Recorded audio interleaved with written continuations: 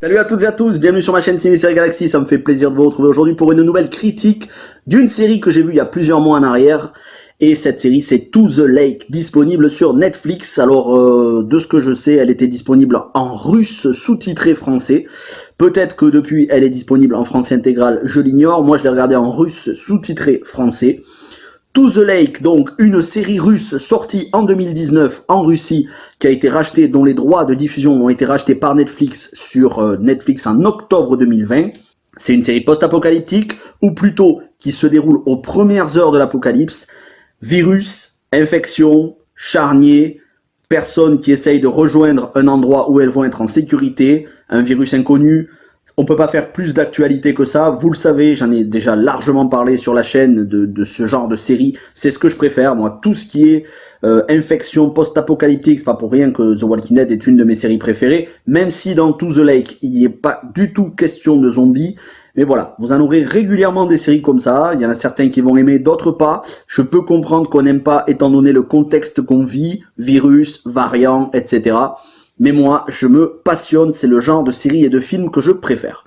Et donc, To The Lake, le synopsis est très simple, c'est de nos jours, en Russie, un virus d'origine inconnue se propage dans Moscou.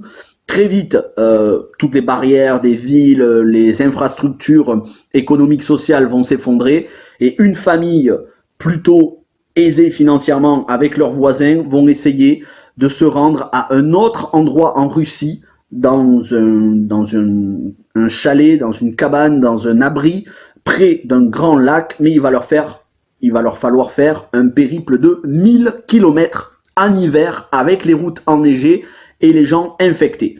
Alors, je vous rassure, il n'est pas question de zombies, donc il n'y aura pas ce genre de course-poursuite entre des humains et des cannibales, mais pour autant, il va y avoir beaucoup de rebondissements et ils seront loin d'être...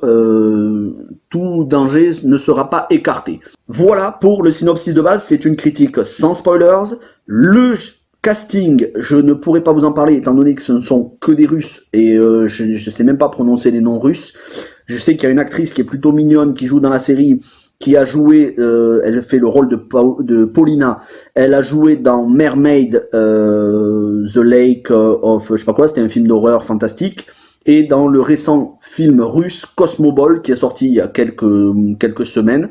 Mais en dehors de ça, je pourrais pas vous dire les noms, je sais pas du tout, le showrunner, tout ça, je pourrais pas vous dire, juste le compositeur s'appelle Viktor Sokolov, retenez ce nom parce que je vais en parler dans les points positifs, et c'est très surprenant. Vous allez voir, le compositeur de la série, c'est vraiment quelque chose qui m'a surpris. Alors, au niveau des points positifs et des points négatifs, l'interprétation est très bonne, rien à redire, c'est pas exceptionnel, mais ça reste très solide. La réalisation est très bien aussi. On est classique, on n'a pas des manières, des techniques de réaliser des plans ultra originaux. On suit l'action au plus près. C'est vraiment très bien filmé. Ça n'est pas du tout ni brouillon, ni fouillis. On s'y retrouve. Pas de problème. Les paysages, c'est peut-être un des plus gros points forts de la série. Ça a été tourné en décor naturel. Pas question de studio ou de fond vert. Ça a été tourné en Russie. Ils ont mis le paquet, ils ont mis les moyens. En plus, ça se passe en hiver. Alors, avec toutes les contraintes de tournage qu'il peut y avoir, mais c'est vraiment des paysages de toute beauté. Après, voilà, l'immensité de la Russie, étant donné qu'ils traversent 1000 km, c'est vrai que durant 8 épisodes de 55 minutes, voire 1 heure, voire sans arrêt de la neige et des bois et des forêts durant 8 épisodes de quasiment 1 heure, peut paraître un petit peu lassant. Mais bon, c'est des paysans, ça c'est certain. Et donc j'en arrive au dernier gros point positif, la musique. Alors là, la musique, je suis partagé. Je ne sais pas si c'est un hommage ou si c'est du plagiat à Hans Zimmer. Si vous tapez sur Google To The Lake, score ou soundtrack, mais plutôt To The Lake, score Hans Zimmer ou To The Lake Hans Zimmer, vous allez en avoir un extrait de la série, un extrait d'un épisode où vous avez une musique qui a été composée non pas par Hans Zimmer, mais par le compositeur russe Viktor Sokolov, et c'est à s'y méprendre comme 2 gouttes d'eau le morceau Time de Hans Zimmer dans la bande originale de Inception. Réécoutez le morceau Time de Hans Zimmer pour Inception, écoutez cet extrait de la série, ou carrément regardez la série, c'est à s'y méprendre. Pour moi, là, c'est même plus de l'hommage, c'est carrément du copier-coller. Donc je sais pas s'il a eu l'autorisation de Hans Zimmer, je sais pas si c'est volontaire, je sais pas s'il connaissait la bande originale. En même temps, difficile de passer à côté de la bande originale de Inception, mais c'est vraiment au niveau des notes de musique, des envolées lyriques, c'est du quasi copier-coller. Alors je vais considérer que c'est un point positif parce que j'adore Hans Zimmer, j'adore ses mélodies et que là ça m'a fait penser à du Hans Zimmer, mais éventuellement on peut mettre ça dans les points négatifs si c'est du plagiat. En tout cas, je n'accuse pas le compositeur de plagiat, je dis juste que je suis pas le seul, vous verrez sur internet, il y a beaucoup de personnes qui se sont posées la même question dans les commentaires, et c'est la chose qui m'a le plus surpris dans cette série. Bref, ça n'est quand même pas le cœur de la série, le cœur de la série c'est la survie, et là j'en arrive au point négatif. Comme je disais, 8 épisodes entre 55 minutes et 1 heure, c'est un peu long. Il y a des sous-intrigues qui n'étaient pas forcément nécessaires. Je vais en citer une. C'est pas vraiment du spoiler parce que vous n'avez pas vu la série, ça va rien vous gâcher. Mais à un moment donné, les personnages, dont le but, on le dit, c'est de rejoindre le chalet où ils seront en sécurité à 1000 km de Moscou. À un moment donné, ils vont être séparés les uns des autres, il va se trouver des soldats qui sont là pour abattre les contaminés, mais qui ne font pas de distinction entre ceux qui sont contaminés ou pas, et qui veulent abattre tout le monde. Il va y avoir un petit village pas très loin de ces militaires qui vont se rebeller. Nos protagonistes vont se joindre à eux dans leur rébellion. On va dire que c'est pas un arc narratif nécessaire, c'est plutôt intéressant. Le problème, c'est qu'il y a des longueurs.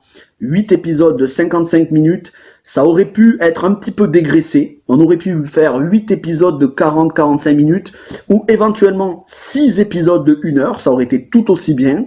J'estime que voilà, 10 minutes, un quart d'heure de moins par épisode, ça aurait été nickel. Quoi qu'il en soit, c'est le seul point négatif réellement que je trouve à la série, même si ça ne gâche pas le plaisir de visionnage. Une très bonne série. Encore une fois, il faut aimer le thème de tout ce qui est infection, virus, masque, distanciation sociale. Moi, personnellement, j'en raffole et je vais vous dire, il y aura encore beaucoup d'autres critiques de séries comme ça. Après, j'ai fait 2 rétrospectives, une sur les films, une sur les séries post-apocalyptiques qui parlent de virus contagion. Vous pouvez la retrouver dans la playlist, la rubrique rétrospective de la chaîne. Entre-temps, j'en ai fait 2 vidéos sur The Stand, une sur le premier épisode, une autre sur la saison complète The Stand, la mini-série de Stephen King qui là aussi parle d'une épidémie mondiale. J'ai fait une critique de la mini-série de National Geographic, c'est ça, The Hot Zone, et je vous encourage à aller la voir parce que c'est vraiment du très grand art cette série. Je vais pas dire que c'est ma vidéo qui est du très grand art, quand même, restons modestes, mais la série The Hot Zone, c'est du très grand niveau. Et donc très content de faire ces critiques de séries.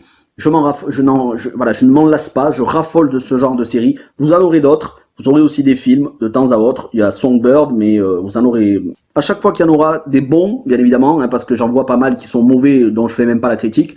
Mais à chaque fois que j'estime que ça vaudra le coup de vous en parler, je vous en parlerai.